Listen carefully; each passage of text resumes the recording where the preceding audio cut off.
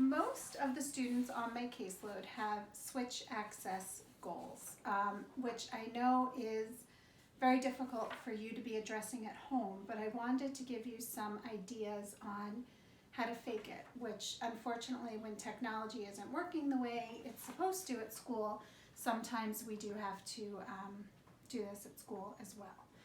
So when we think about switch access, the first thing I want to address is positioning. We're asking a lot out of our students, your children, when we're doing switch access. So we want our students, your student, to be fully supported. So we want their feet flat on the floor or flat on their footrests, feet strapped in, hips all the way back, seatbelt on. If your child uses a chest harness for support, this is the time that we want the chest harness on. It's not a time for us to be working on trunk control or proximal stability. We want them fully supported so they can pay attention to using the switch. If your student is using their head to access the switch, we might put them into a slight recline position so their head is resting gently on the headrest rather than them having to worry about that as well.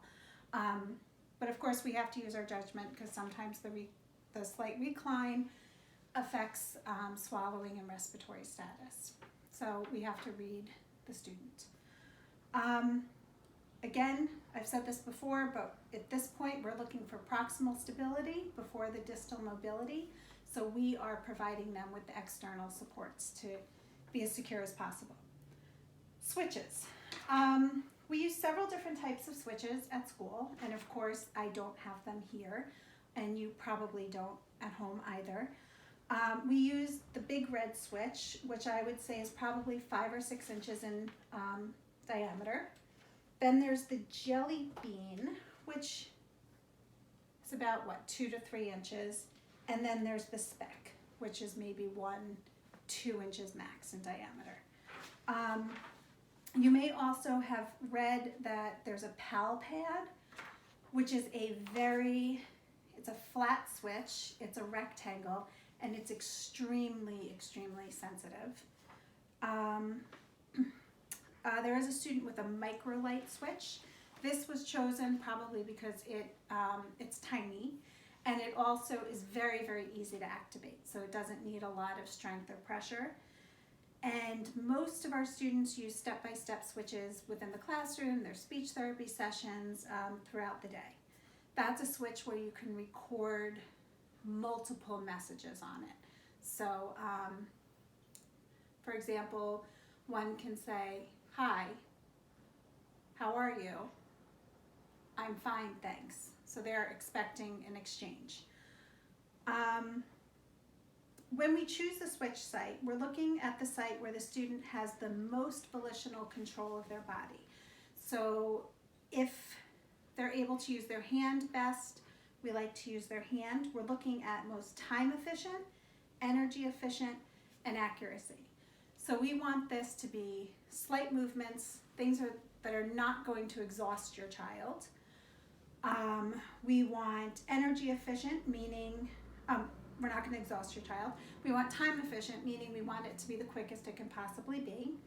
And accuracy. Clearly we want them to be as accurate as possible. You may find through reports, notes, whatever the therapist or classroom has told you, that the student might be using a different switch site with therapy than they are in the classroom. The classroom, we're looking for accuracy and ease of use for your student and also for the classroom staff to have the most consistent switch site. In therapy, if we're looking at something different, we're trying to train them on a different switch site. We may think that might be the most time efficient, energy efficient, and accurate, but they need practice. Okay, so how do we fake it at home? I made a switch. All I did was take a round object. This happens to be a wireless charger. Put red, because that's a lot of your vision therapists are going to tell you that it's the easiest to see, the most engaging. And I have YouTube already loaded up. What I'm gonna do with my patient, or my student here, is she should be sitting with her feet. They're not gonna go flat on the floor, but as best she can. Now I'm gonna assume that she can use her hand to activate the switch.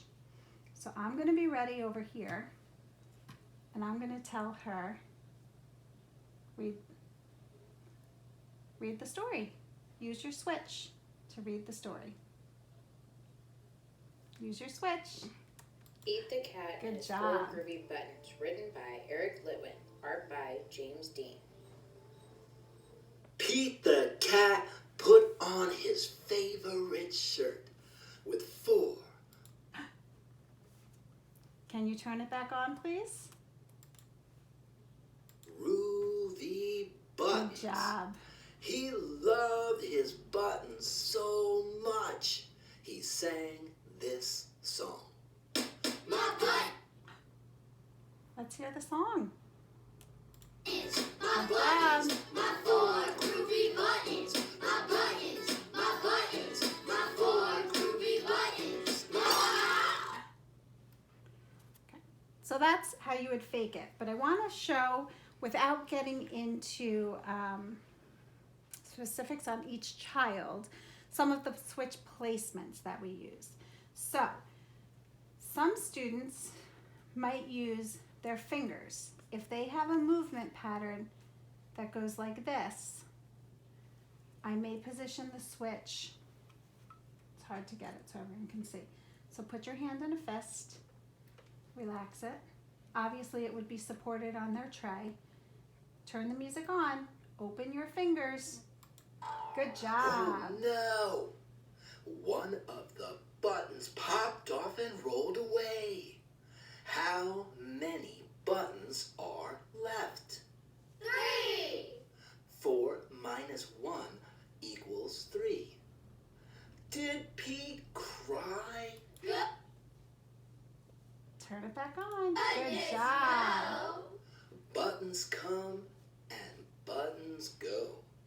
He kept on singing his song. Now, if she were accidentally activating the switch when I didn't want her to, when it wasn't paused, I would say, oh no, you turned the book off. You did that using the switch. I would narrate what happened. There are some students who have a movement pattern where their hands are up and they extend. So I may just position it in front of them. So bring your hands up kind of to your chin. Yep. Okay. Turn the story back on. My buttons, my buttons, my 3 groovy buttons. My buttons, my buttons, my 3. Uh-oh. Turn it on. Groovy buttons, my buttons. Oh, What I also might do is if they're stuck in a pattern and they can't get them to separate, I do a lot of shaking. So if their hands are together, I do like and I hold their hand down, so now there's just one hand. And I'll say, I'm gonna hold your hand. You need to use your hand to turn it back on. oh no! Another button popped off and rolled away. How many buttons are left? 2. 3 minus 1 equals 2. There are other students who may be using their head, so I would hold it by their head and I would have them turn. So I may have to model this movement for your child as well. We're gonna turn your head to turn the music on. Turn your head to turn it on. Okay, your turn. Turn it on. Did Pete cry? Goodness, no. Buttons come and buttons go. He kept on singing his song. Turn it back on. Good job. My buttons, my 2 groovy buttons. I do find that most of the students really enjoy Pete the Cat. Some students enjoy music, and you probably know what songs your students like. This doesn't happen very quickly. Sometimes we have to have a lot of wait time, and that's when I go silent. Sometimes I hide behind my hair. I don't even look at the student. I don't want to give them any verbal or visual cues. I've given them the direction. I want them to respond. Of course, I do have to jump in after a certain point. I might either repeat the direction or just give them a gentle cue. So that is an overall of switch access, how to fake it using YouTube. But please, if you have any specific questions about your child, email me, let me know. I am happy to answer and talk you through it. Okay, thank you.